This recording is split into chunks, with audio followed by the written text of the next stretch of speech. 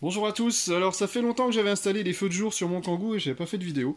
Et ben voilà, on va réparer ça.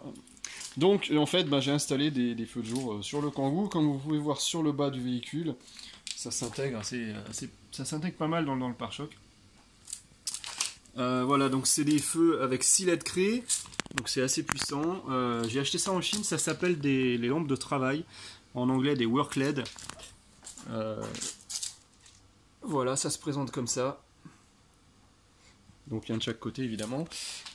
Pour contrôler le fonctionnement de ces feux de jour, très simple, j'ai installé un contrôleur qui coûte dans les 20 € je crois. C'est pas très cher ce genre de truc. Le contrôleur se branche sur le moins de la batterie directement et sur le plus de la batterie. Ensuite, du contrôleur, il y a deux fils qui partent vers chacun des feux LED.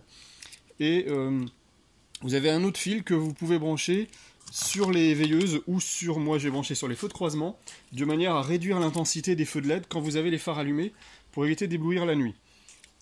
Donc voilà, c'est très très simple comme branchement.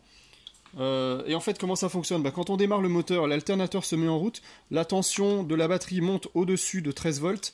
Du coup, le contrôleur, quand il voit une tension supérieure à 13 volts, il va allumer les feux LED.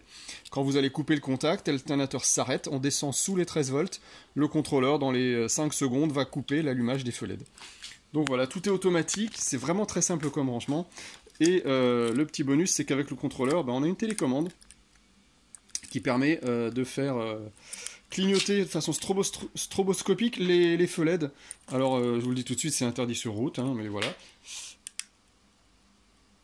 Donc voilà, ça c'est le premier mode clignotant. Le deuxième mode. Le troisième mode.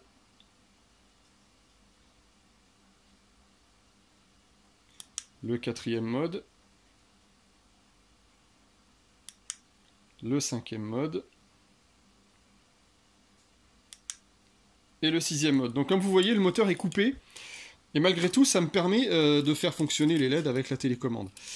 Ça peut être pratique si jamais un jour, en cas d'accident, vous voulez baliser la zone, vous mettez votre véhicule et puis vous mettez genre ce mode-là, de manière à prévenir les autres voitures arrivant sur le lieu de l'accident, à les alerter visuellement d'un danger.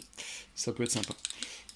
Voilà, et bien ce sera tout pour cette présentation des feux LED. Je vous dis à bientôt pour une prochaine vidéo.